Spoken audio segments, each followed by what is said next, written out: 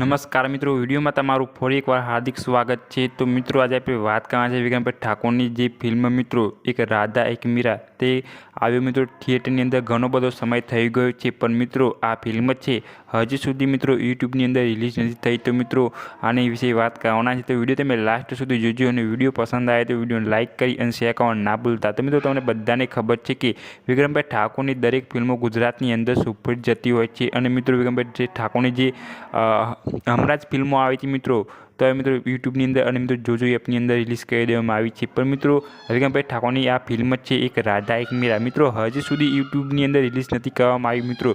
તો મિત્રો આ ફિલ્મ છે મિત્રો ટૂંક સમયની અંદર મિત્રો યુટ્યુબમાં રિલીઝ થઈ જશે મિત્રો।